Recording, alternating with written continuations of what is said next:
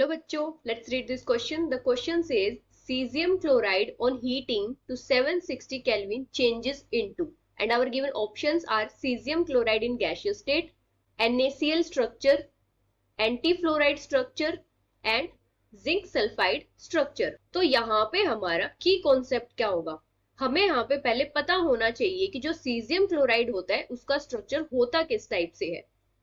Caesium chloride, तो यहाँ पे क्या होता है, जो क्लोराइड आयंस होते हैं वो हमारे सिंपल क्यूबिक स्ट्रक्चर फॉर्म करते हैं, मतलब कॉर्नर्स पे ही प्रेजेंट होते हैं, सिंपल क्यूबिक स्ट्रक्चर फॉर्म करते हैं। और जो हमारा सीजियम आयन होता है वो प्रेजेंट होता है हमारे क्यूबिकल वॉइड में। अभी अगर किसी पर्टिकुलर वॉइड में कोई एटम प्रेजेंट होता है तो जो कोऑर्डिनेशन नंबर उस वॉइड का होता है वही कोऑर्डिनेशन नंबर उस एटम का होता है जो उसमें प्रेजेंट होता है। मतलब coordination number of void equals to coordination number of atom present in it. अभी क्यूबिकल वॉइड का कोऑर्डिनेशन नंबर कितना होता है, 8, तो हमारे सीजियम आयन का कोऑर्डिनेशन नंबर कितना हो जाएगा, 8। अभी बाइनरी जो सॉलिड्स होते हैं उनमें क्या होता है, जो रेशियो चार्ज का होता है वही रेशियो कोऑर्डिनेशन नंबर का होता है। मतलब ratio of charge equals to ratio of coordination number.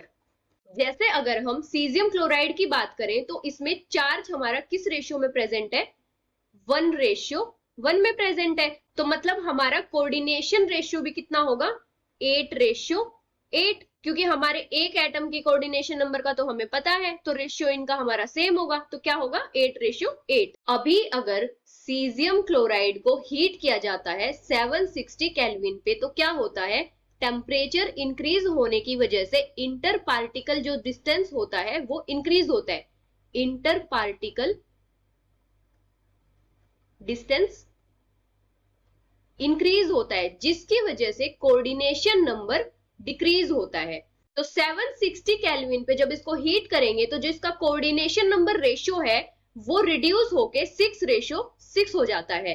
अभी अगर हम सीजियम क्लोराइड की बात करें गैसियस स्टेट में तो जो इसका कोऑर्डिनेशन नंबर का रेशियो होता है वो सेम रहता है, वो चेंज नहीं होता है। अभी अगर हम बात करें NaCl स्ट्रक्चर की तो NaCl स्ट्रक्चर में क्या होता है, जो क्लोराइड आयंस होते हैं वो FCC लैटिस फॉर्म करते हैं और जो हमारे सोडियम आयंस होते हैं वो प्रेजेंट होते हैं ऑक्टाहेड्रल वॉइड्स में। और ऑक्टाहेड्रल वॉइड का कोऑर्डिनेशन नंबर कितना होता है, 6, और इसका जो चार्ज रेशियो होता है वो कितना होता है, 1:1। तो हमारा कोऑर्डिनेशन नंबर का जो रेशियो होता है वो कितना होता है, 6:6। अभी अगर हम बात करें एंटी फ्लोराइड की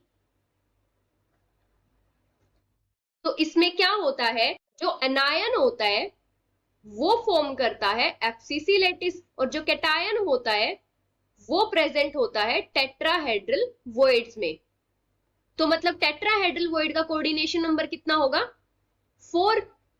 तो इसका जो चार्ज रेशियो है, जैसे हम अगर एग्जांपल लेते हैं Na2O का, तो जो हमारा ऑक्साइड आयन है वो हमारा FCC में प्रेजेंट है और जो हमारे सोडियम आयंस है वो हमारे टेट्राहेड्रल वॉइड्स में प्रेजेंट है।